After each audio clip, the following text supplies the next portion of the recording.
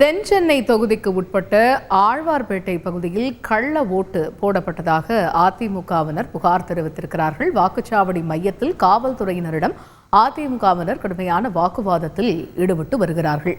அங்கு நிலவக்கூடிய களச்சூழல் என்ன என்பதை விவரிக்க இணைகிறார் எமது செய்தியாளர் பிரகாஷ். அவரிடம் பேசுவோம். பிரகாஷ், வணக்கம். தற்பொழுது நிலவும் சூழல் என்ன? அதிமுகவினர் இது தொடர்பாக முன்வைக்கும் குற்றச்சாட்டு என்ன?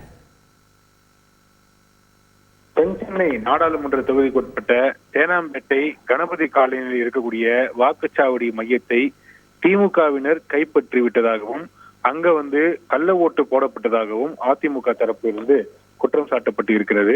தற்போது அங்கு 200க்கும் மேற்பட்ட திமுகவினர் வாக்குச்சாவடியை கைப்பற்றி அதிமுக பூத் ஏஜென்ட்டுகளை வெளியே விரட்டிவிட்டு கள்ள ஓட்டு போட்டதாக அதிமுக தரப்புல குற்றம் சாட்டப்பட்டிருக்கிறது. அங்கு தற்போது நிலைமை ஒரு பரபரப்பான ஒரு சூழல்ல தற்போது அங்க பதற்றமான ஒரு சூழல் அங்க நிலவுகிறது. தென் சென்னையில நாடாளுமன்ற தொகுதியில அதிமுக சார்பில் களமிறக்கப்பட்டிருக்கக்கூடிய டாக்டர் ஜெயவர்தனும் அவருடைய ஆதரவாளர்களும் அங்கே கூடியிருக்கிறாங்க. அதே போல தமிழிசை சவுந்தரராஜனுக்கு ஆதரவாக அங்கே பாஜகவுடைய மூத்த நிர்வாகியாக இருக்கக்கூடிய திரு கரத்தே தியாகராஜன் மற்றும் பாஜகவினரும் அங்கு கூடியிருக்கிறாங்க. அங்க என்ன பிரச்சனை நடந்திருக்கிறது என்பது குறித்து தொடர்ந்து காவல்துறை தரப்பிலும் விசாரிக்கப்பட்டு வருகிறது. அங்கு மறு வாக்குப்பதிவு நடத்த வேண்டும் என்று அதிமுகவினரும் பாஜகவினரும் வலியுறுத்தி வருவதாக தெரிகிறது. காவல்துறை தரப்பிலிருந்து அங்க நிலைமையை கட்டுக்குள் கொண்டு வருவதற்கு, பதற்றமான சூழலை கட்டுக்குள் கொண்டு வருவதற்கான அந்த முயற்சியில ஈடுபட்டிருக்கிறாங்க.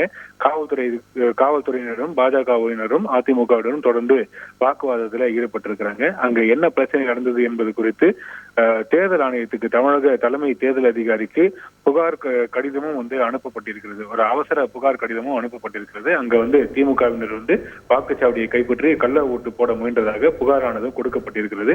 தற்போது அங்க நிலைமை பதற்றமாக இருந்து வருகிறது. கள விவரங்களை விவரித்தமைக்கு நன்றி பிரகாஷ். செய்திகளை உடனுக்குடன் தெரிந்து கொள்ள உடனே சப்ஸ்கிரைப் பண்ணுங்க.